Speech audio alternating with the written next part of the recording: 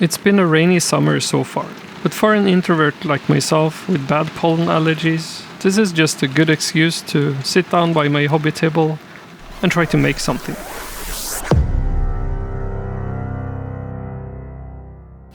I have this piece of wood. I found it on the beach one day. After twisting and turning this piece of wood for an embarrassingly long time, I figured I just had to start with something. So I cut out a piece of wood in a shape that sort of looked like a house. I think I'll add a roof to this and then see if that helps. In my experience, all kinds of creative projects has this kind of threshold you need to get over before you can start enjoying the process. Sometimes in the start of projects, I'm very unsure of what to do. There is a strange resistance, and because I'm unsure, I forget to film. Or maybe I just don't feel like filming because I'm not sure what to do. I'm not a big fan of this pink.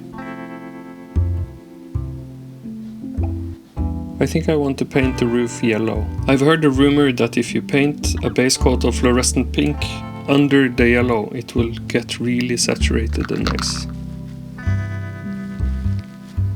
It seemed to me that the trick of having pink under yellow worked really well.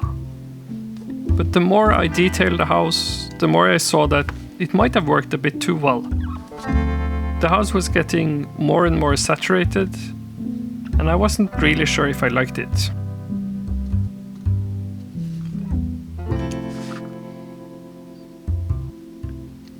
I made some shutters for the house, a small chimney.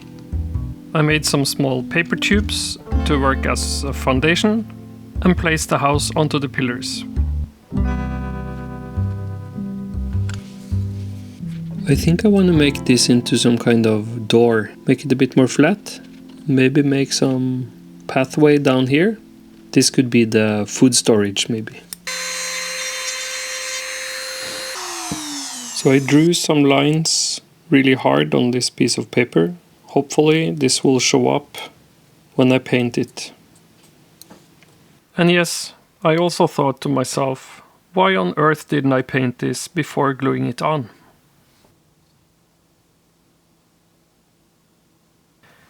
And while I waited for the paint to dry, I started on the outhouse.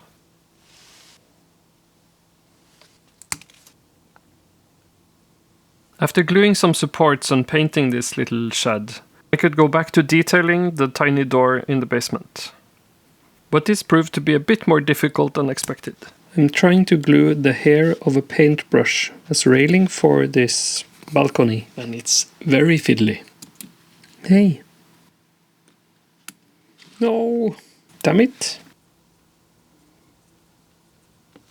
If you want really thin wood for model building, these bamboo skewers are quite good at splitting, and they split really straight. So you can cut them in half like this. The bamboo is surprisingly strong, and you can drill some tiny holes and glue the sticks into place.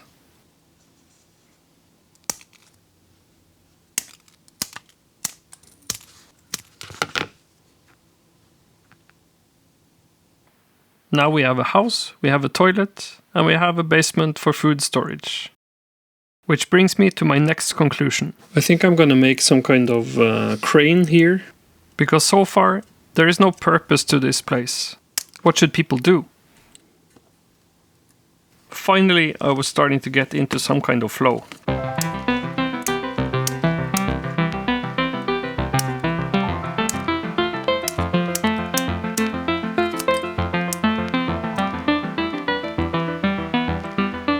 And in this flow state, my mind starts to wander and create stories.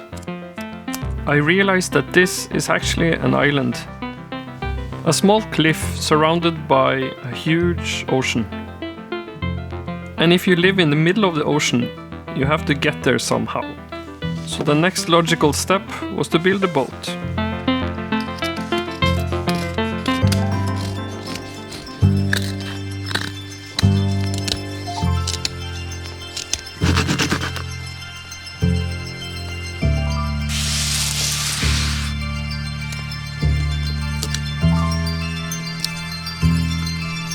Damn it.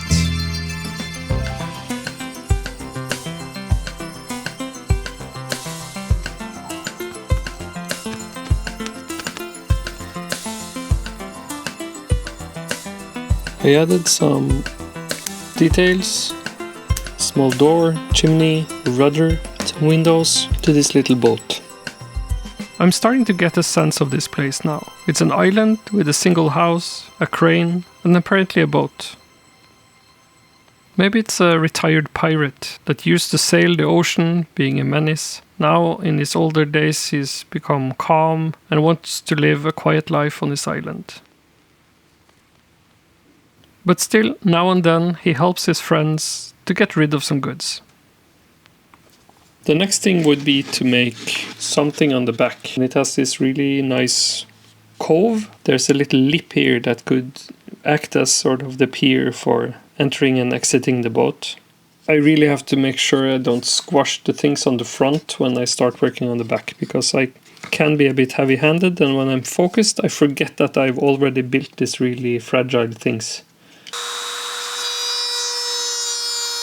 Sorry for the noise.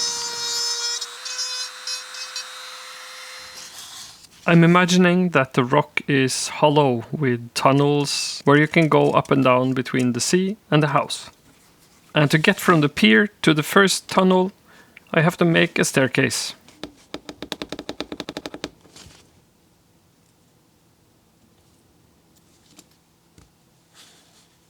With a simple piece of paper folded into steps,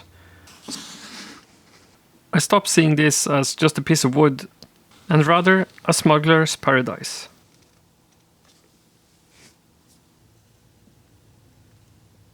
Finally, I've started to define what this project really is about. And I can get lost in making all of these tiny details. Many of these things won't even be seen by anyone. But just the fact that I know I made these, I know they exist, brings some kind of meaning to the project. So by cutting tiny pieces of wood, twirling twine into tiny ropes, strengthened with superglue, to make a cradle for a small chest to be hoisted up into the crane.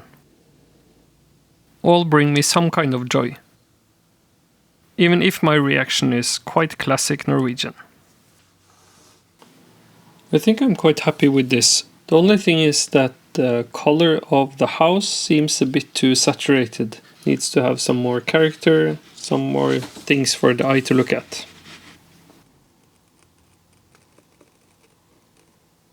I think I will be able to cut some window-like structures from this. These might actually be too small. Let's attach a few and see what happens.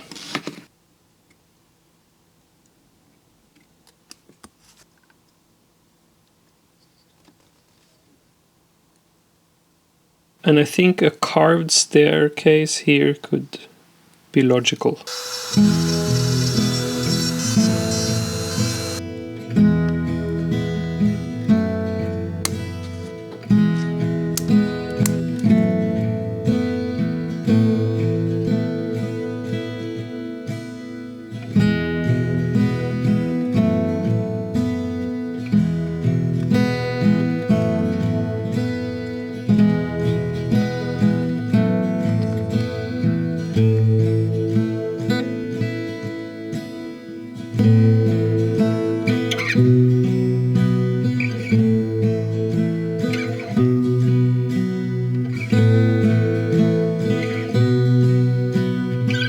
As I'm putting the finishing touches on the house, I start to think about how to build a base for this model.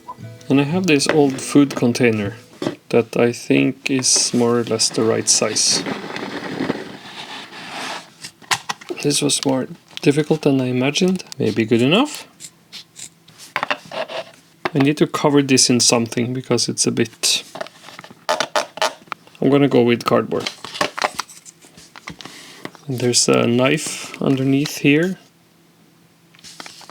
And the center mark here. And this one spins.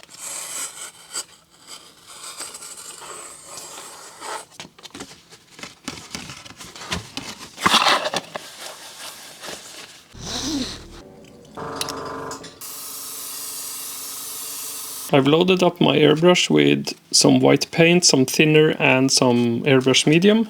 If I make sort of a uneven kind of wavy line here.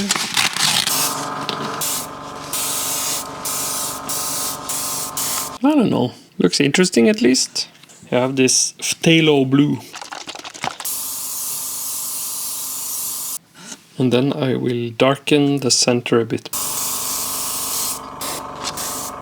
And then I can paint some small waves that pushes around the mountain. I think I'll just tear pieces. Oops.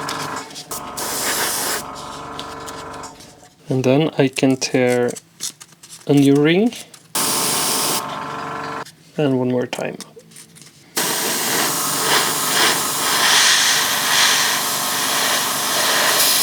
Oops. Okay.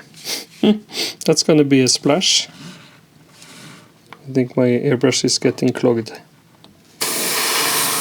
Yeah. I can work with this. Yes.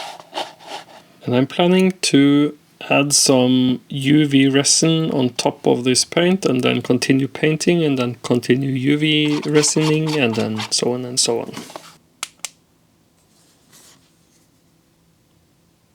It's too tempting to remove this. Yes! Uh-oh. Okay, the paint didn't really stick to the plastic box. I can see myself in here. Whoa! So this is the first layer of resin all cured up. You can make ripples by adding resin and then blowing on it with a straw. It seems to want to be flat. At least there are some ripples here. I got some good effects over here. This is a bit more blotchy and weird. Yeah, I think this could be okay.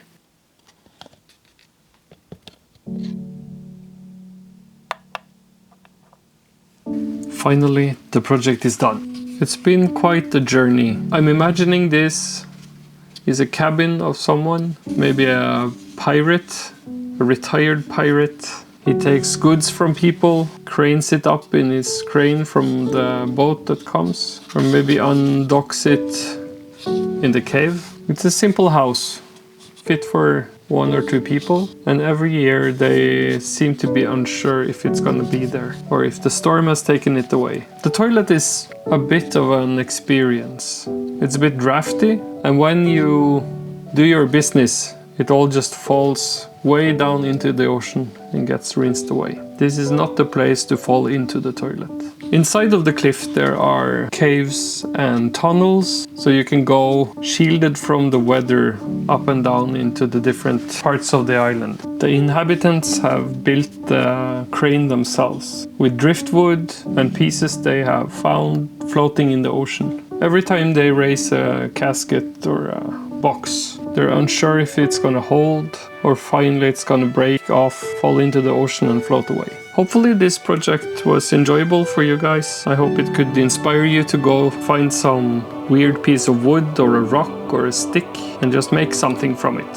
I think that's one of the most amazing things about creativity, is that you can imagine things that aren't real, or you could imagine things that aren't here yet. And with some effort and some time, we can make these things come real.